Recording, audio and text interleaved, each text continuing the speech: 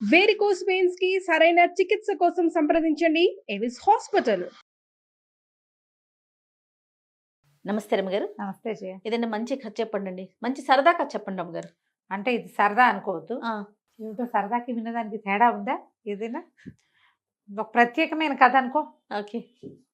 మామూలుగా మనం ఏవో కొన్ని చెడ్డ పనులు చేస్తూ ఉంటారు. కొంతమందికి బ్యాడ్ హ్యాబిట్స్ ఉంటాయి, మానేయాలనుకుంటారు కదా, మానేయాలనుకుంటారు. ఏదో ఒక సందర్భంలో మళ్ళీ కెలుస్తూ ఉంటుంది, లోపల పురుగు మసులుతూ ఉంటుంది, మళ్ళీ చేసేస్తారు.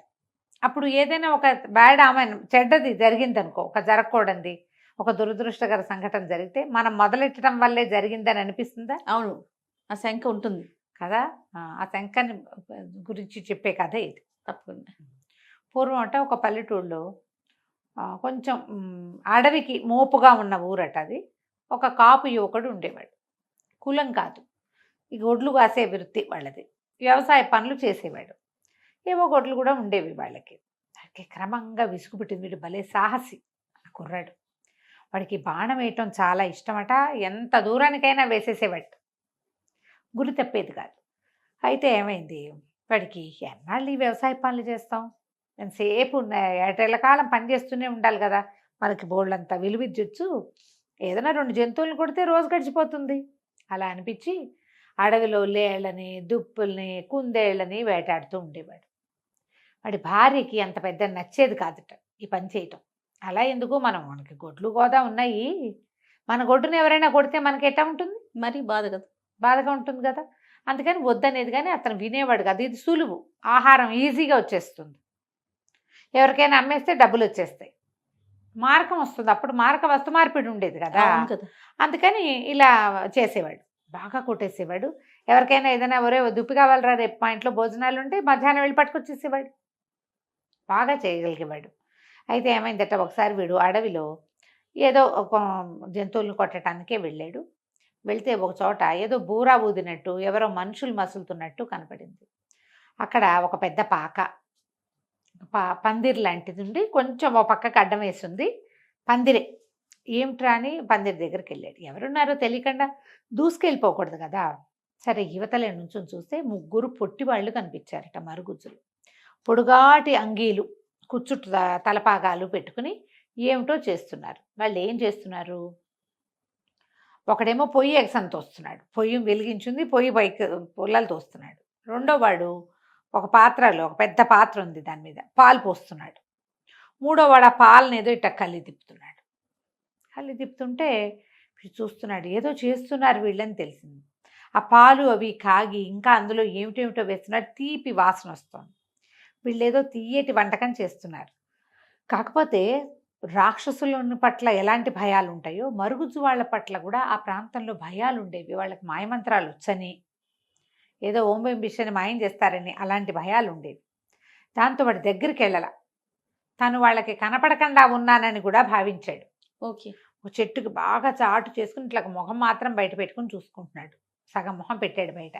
వంటకం ఏదో అయిపోయాక ఆ పొట్టి వాళ్ళలో ఒకడు ఒక బూరా తీసి ఊదాడు. పీ అని ఊదంగానే ఎన్ని పశువులు అన్నట, ఎన్ని గొడ్లో ఆవులు, గేదెలు అన్నీ వచ్చేసి వాకిట్లో నుంచింది. ఆ బూరా వల్ల వచ్చినాయని తెలిసింది. సరే, వాళ్ళు ఏం చేశారు, ఈ బూరా పక్కకు పెట్టి, ఏ అబ్బాయి ఇట్రా నువ్వు అని పిలిచారు. పిలిచేసరికి ఆశ్చర్యపడి, పేరు పెట్టి పిలిచేసరికి ఏదో రాముడు వాడి పేరు. సరే, నా పేరు ఎట్లా తెలుసు వీళ్ళకి అని ఆశ్చర్యపోయాడు. తర్వాత వాళ్ళు ఏం చేశారు, 3 పదార్థాలు 3 బౌల్స్లో ఉన్నవి చూపించారు. రారా అబ్బాయి, దా ఇక్కడ కూర్చో, మాతో పాటు కూర్చో అని చెప్పి 3 బౌల్స్ చూపించి, ఈ దీంట్లో 3 నీకు ఏది కావాలో తీసుకుని తాగమన్నారు.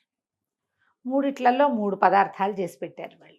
ఇటు బాగా అటు ఇటు చూసి ఆలోచించి దూరం నుంచి చూస్తున్నాడు. వాళ్ళు ఏమేం చేశారో తెలియలే, కానీ పాలు పోసింది మాత్రం వాడు చూశాడు. ఆ పాలతో చేసిన దానిలాగా కనపడుతున్న తెల్లటి పదార్థం ఎత్తుకుని తాగాడు. తాగానే చప్పట్లు కొట్టారు వాళ్ళు.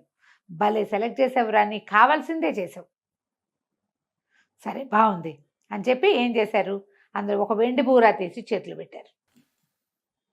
ఈ బూరా ఉంచుకో, ఈ బూరా ఊదటం చాలా సులువు, నువ్వు ఈ బూరా ఉంచుకుని ఇలాంటి బూరాలు ఎన్నైనా తయారు చేసి నీ చుట్టుపక్కల వాళ్ళకు కూడా ఇవ్వచ్చు. ఈ బూరా ఊదితే ఎక్కడెక్కడ పశువులు వచ్చేస్తాయి, బయట ఎక్కడ పశువులను వదిలిపెట్టావు, నువ్వేం చేయక్కర్లే, మీ ఇంట్లో కూర్చోవచ్చు, వాటిని తోలక్కర్లా, నువ్వు ఊస్తే అవి వచ్చేస్తాయి ఎక్కడున్నా సరే అని చెప్పారు. చెప్పి అబ్బాయి జంతువుల్ని కొట్టకరా, ఉమ్, హాయిగా వ్యవసాయ పనులు చేసుకో, గొడ్లు కాచుకో, దేన్ని బాణం వేసి కొట్టద్దు అని చెప్పారు. చెప్పాక వీడు కాస్త అటు ఇటు చూసరికి మొత్తం టింగమని ఆ పాకతో సహా మాయమైపోయింది. అన్నీ మాయమైపోయినాయి. వాళ్ళు పెట్టిన 3 బౌల్స్, వండిన పాత్ర, ఆ పొయ్యి, ఈ ముగ్గురు పొట్టివాళ్ళు, పందిరి అన్నీ పోయి వాళ్ళు ఇచ్చిన వెండి బూరా మాత్రం అక్కడే ఉంది. ఓ స్వచ్ఛమైన వెండితో చేసినట్టు కనపడుతోంది. తను ఆశ్చర్యపోయాడు. ఆ బూరా ఊదేసరికల్లా బోలెడన్న ఆవులు ఎక్కడి నుంచి వచ్చాయో ఇతను వెనకాల రావటం మొదలుపెట్టాయి.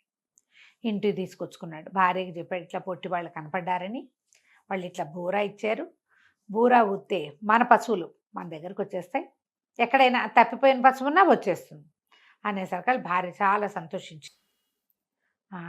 చూడు ఎంత మంచిదో, వాళ్ళు చక్కగా చెప్పారు కాబట్టి వాళ్ళ బోధ వల్ల నువ్వు మానేసావు, ముందు నుంచి నువ్వు నాకు కొట్టడం ఇష్టం లేదు అని చెప్పి సంతోషంగా ఉన్నారు. కొద్ది రోజులు అలా గడిచి వీడికి అప్పుడప్పుడు చేతులకు వచ్చి దురద పుట్టేవి, బాణం వేసేసేయాలని. ఉమ్, ఆలోచించి ఆలోచించి ఆలోచించి ఒకరోజు ఏం చేశాడు, భార్య చూడకుండా ఆవుల్ని అడవికి తోలుకెళ్ళి ఒక విల్లంబులు పట్టుకెళ్ళి ఒక పైన ఎక్కడో కొండ మీద కనపడినటువంటి ఒక లేడీని కొట్టాడు.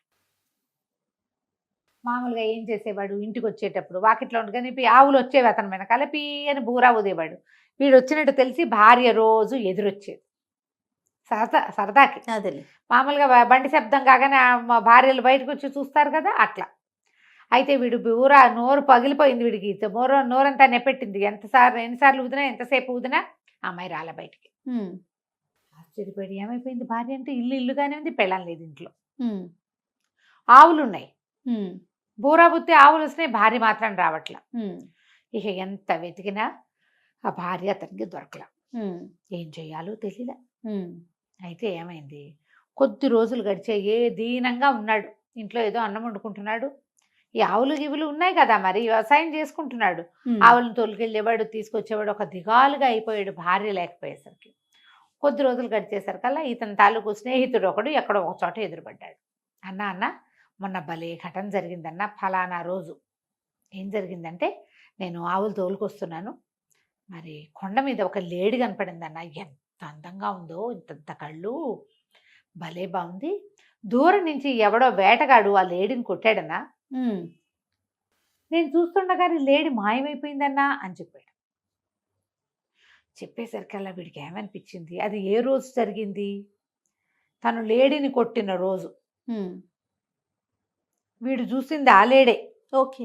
అనుకో, ఆ కొట్టింది తనే, లేడీ అక్కడ పడిపోయి ఉండాలి కదా, మరి తనైతే వెళ్ళల, వీడు వెళ్ళి లేడీని తెచ్చుకోలే, వీడు మాయమైపోయిందని చెప్తున్నాడు. తన భార్య మాయం అవ్వడానికి అదే కారణం అని అర్థమైంది, అతనికి కనెక్ట్ చేసుకున్నాడు. ఉమ్, అట్లా దిగాలుగా ఉండేవాడు, ఏం చేయాలో తెలిసేది కాదు.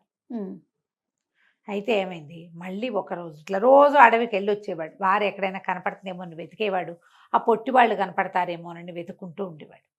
ఒకనాడు మళ్ళీ ఆ ముగ్గురు పొట్టివాళ్ళు అతనికి పాయసం చేస్తూ కనపడ్డారు. దగ్గరికి వెళ్ళేసరికి మాయమైపోయారు. తెగ ఏడ్చట, నేను పొరపాటు చేశాను, ఏం చేయాలో తెలియట్లేదు నాకు అని ఏడిస్తే, ఆ రోజు రాత్రి అతని కల్లో ఆ ముగ్గురు పొట్టివాళ్ళు కనిపించారు. ఓకే. కనిపించి, నీకు బూరా ఇచ్చాం, ఎన్ని పశువులనైనా పిలుచుకోవచ్చు, మీకు ఏ ఆవుల్ని మీ ఇంట్లో ఉంచుకొని నువ్వు మళ్ళీ కొండ మీదకి వెళ్ళి ఊదేమంటే ఇంకా కొన్ని ఆవులు నీ దగ్గరకు వచ్చాయి, ఎంత సంపద, మరి ఎంత పాజిటివ్ సంపద. నువ్వు లేడీని కొట్టడం వల్లే నీ భార్య మాయమైపోయింది, నువ్వు బుద్ధిగా ఉన్నావా, ఏడాది తిరిగేసరికి నీ భార్య నీ ఇంటికి వచ్చేస్తుంది, మళ్ళీ బాణం తీయకూడదు, అప్పుడు నీ భార్య నీ ఇంటికి వస్తుంది, దుఃఖించుకో, నువ్వు చేసిన తప్పుకు పరిహారం ఉండాలిగా,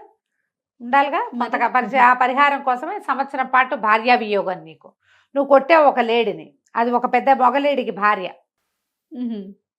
వాడు పోగొట్టుకున్నాడు కదా, వాడు మళ్ళీ జతకట్టేదాకా నీ భార్య నీకు రాదు. బాగుంది అనేసరికి ఆ దుఃఖం మానుకుని అప్పటి నుంచి అలా నిదానంగా ఉంటాం మొదలెట్టాడు. మర్నాడు లేచి తన విల్లు అంబులు ఉన్నాయి కదా, అవన్నీ వెదురు కర్రలతోటే కదా చేసుకునే వాళ్ళు, పల్లెటూరు వాళ్ళు, అవి 2 విరిచి పొయ్యిలో పెట్టాడు. ఇంకెప్పుడు నేను విల్లంబులు ముట్టుకొని నా భార్య నా దగ్గరకు వస్తే చాలండి. సంవత్సరం తిరిగాక ఆ అమ్మాయి కొండ మీద నుంచి నడిచొచ్చింది. అమ్మాయికి అది ఒక రోజు అని తెలీదు, ఒక సంవత్సరం అని తెలీదు, ఒక రోజు అనుకుంటోంది. మిస్ ఏడాది పాటు తను ఎక్కడో ఉన్నానని తెలియదు. ఆ పూటే చూశాను భర్తను అనుకుంటుంది, పొద్దున వెళ్ళాడు సాయంత్రం వచ్చాడు అంతే. కథ కంచికి మనం ఇంటికి.